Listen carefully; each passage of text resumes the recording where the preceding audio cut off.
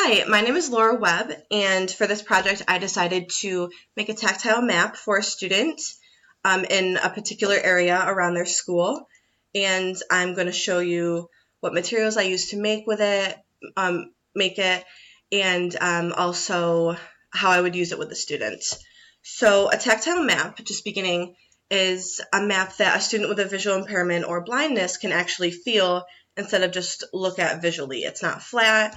It uses different textures, different levels of three-dimensional shapes to kind of indicate different obstacles or places in the environment that the student can feel and know that are there, instead of just struggling to use vision that they may or may not have to know what's in their environment.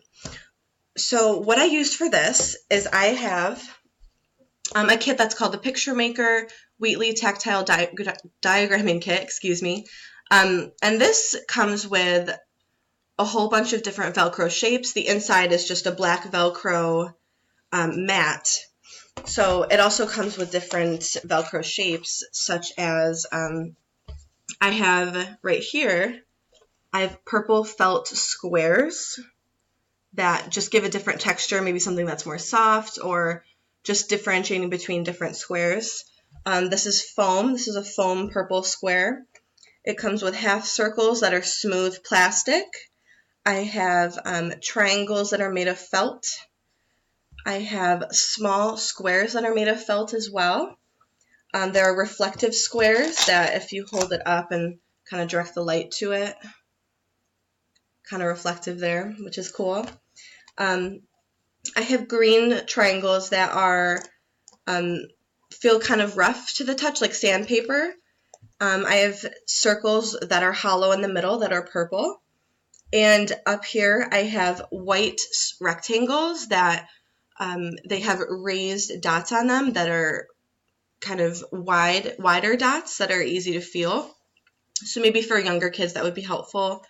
And over here I have L-shaped foam shapes, a smooth white circle, and then on the back is more where you would use it to make streets. So I have long Velcro strands of smooth plastic that are either white or yellow, and down here you can see I have some yellow ones that are thicker, so they can indicate like a wider sidewalk or a wider road, as compared to the more narrow yellow ones that I'm pointing to right now.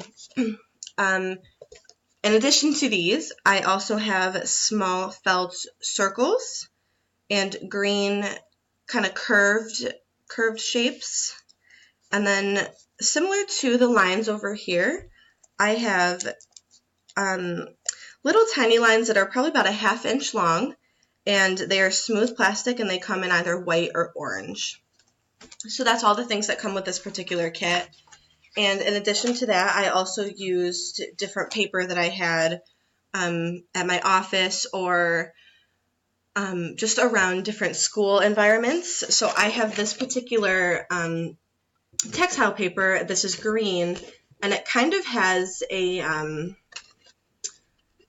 it has a texture where it kind of feels not quite rough, but you can feel different bumps in it. And even looking at it in the light, you can kind of see that it's not completely smooth. The light reflects on it in different ways. So this is going to indicate to a student that this is a different texture than just the mat underneath. The Velcro mat is, smooth and kind of, it feels like fabric. And if they feel this along that mat, they know that it's something different.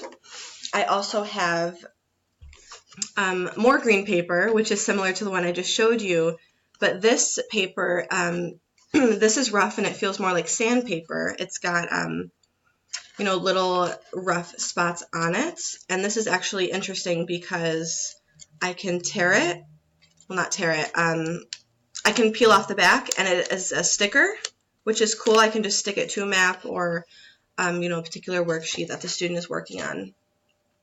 So that's what I used to make it. I also picked up some stickers in the beginning of the year that were raised. I was looking for ones that were like scratch and sniff, or raised puffy paint, or some that were also like fabric that you could feel. And I did find some in the shapes of dogs, cats, ice cream, donuts, with bright colors, and they are like raised foam, so you can feel the outline of the shape that you're looking at, which is nice. And I also use those in here, which I'll show you. And when you're making these maps, you can really use anything that is going to help the student, like develop concepts around their environment. So I've seen maps that use smells. So if there's a garden nearby, spray a little bit of maybe like flowery perfume, or like that are bakeries nearby, incorporate some kind of smell, like a scratch and sniff sticker. And you can also use real objects. So if you're going to a park, you can look for like small pieces of bark that are going to actually represent what they can feel out in the environment. That's going to be more helpful to them than just using, a line drawing of a tree, or something that's not very genuine. That could help if it's not available, but like a real leaf, or some tree bark, that would really help them, use their tactile senses to find what's on their map in the environment and let them know where they are exactly. So I'll show you my map now. This was made for an environment for a particular student. So I included their school on this map, as well as the area around their school where they do orientation and mobility lessons. We will look at the school side first. I hope you can see it. I'll just flip this over here. There we go. So, and also the great thing about this is that I can flip it over completely and just focus on one side at a time if I really want to. So something that I included on here was I put 2 yellow blocks together to show her school. It's, pretty large on the page, just so she knows this is where it is. This is used with bright yellow squares, and they have small raised dots on them. And in front of her school there is a bus loop, so I have green foam Velcro shapes to form a half circle in front. And then looking down below that, I used the thin yellow smooth plastic shapes, the smooth plastic lines, to draw an outline of a street. So these can indicate the sidewalk where she will be walking, or they can indicate where the street is. And if she knows where the street is, she knows that there's going to be a sidewalk around there. Looking down below that, at the very bottom of the page, I have a small purple foam shape right here that I put 2 little stickers on top, and one of them, they both are ice cream. One of them is an ice cream cone, and one of them is a popsicle. And if the student feels this, she will know, she can note the general outline of the shape, and know that, this is an ice cream shop right across from my school. And give her maybe more incentive to go on orientation and mobility lessons. And then right next to here, I have a white circle right here. And this is a smooth plastic white circle, and it just indicates a restaurant that's across from her school. Flipping this over. So I just showed you the school part. School right here. Now we're going to walk down the street toward the intersection. So I'm going to flip this over just so you can orient yourself and know where you are, where I'm talking about, because you're not here with me. So her school, if you remember, is more on this side. And continuing from that street in front of her school, there's an intersection. It's a very busy, very big intersection. So what I did for that is I used the L-shape yellow foam and I put those together to make a 4-way intersection. So that's going to show her, the street ends, and then I go down. The street ends here, and then I go down. And then in this intersection, I used smooth, small orange shapes to show the crosswalks, which is what she's going to be using when she's crossing the street. And then right in the middle, I included a reflective silver square that indicates the light from, the stoplight, something that with her small functional vision, she's going to be able to see and know that this is a stoplight. And then looking up here, I have 2 white squares that represent the post office.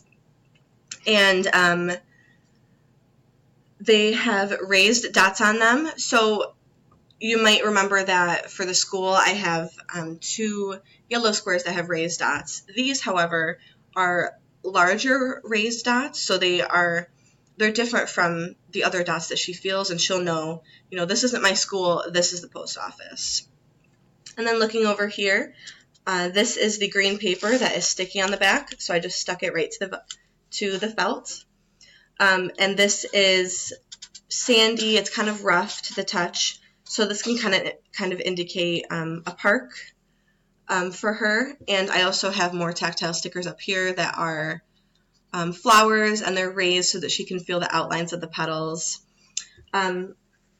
So how I would use this is, one last thing, I just want to show you this. I included Braille cardinal,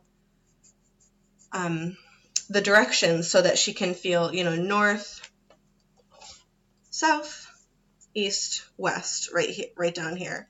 So, she does get lost, she wants to orient herself, she can kind of think about which way she's facing and then go from there. Because this particular student is a Braille reading student. So how I would use this is I would first introduce it to the student and just have her explore it. So kind of indicating to her, where is your school starting out, and then where do we want to go? So ask her a question. Where do we want to go on this trip? So if she does indicate that she wants to go to, the garden over here, we can plan on a route. So if she's looking at her school and she's starting out, she feels the bus loop. She feels the road right beneath the bus loop. And then she can kind of feel all around and go up and, touch where the intersection is, touch where the crosswalk is, and think about how she's going to get there. So what I've seen in some orientation and mobility lessons is the OMS helps the student say, where do I want to go? How am I going to get there? And where am I right now? So this student can say, when I'm out of school, when I walk out of the school, I'm going to be facing east. And I'm going to go straight down until I reach the road. And then she's going to turn right on the sidewalk and go all the way into the stoplight.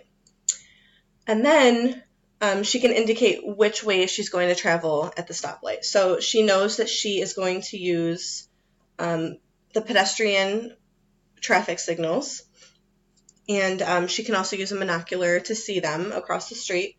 But she can feel the difference between the crosswalks and the road, because the road L shapes are foam and the crosswalks are like hard plastic, so she can feel the difference in which way she's going to take.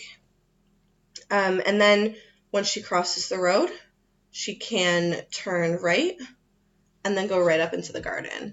So that is just one way that she could use it. She could plan out her route beforehand, and then if she does get lost or disoriented on the trip, take this map along, and she's able to feel it and kind of reorient herself and know where she's going. And I think these are really great tools because you can bring them along with you. It does help students with, sensory impairments to feel where they're going and where they are. And it also helps with students with low vision or blindness who have a little bit of functional vision because of all the bright colors, which I think is great. So there's my tactile map, and I hope you enjoyed my video. Thank you.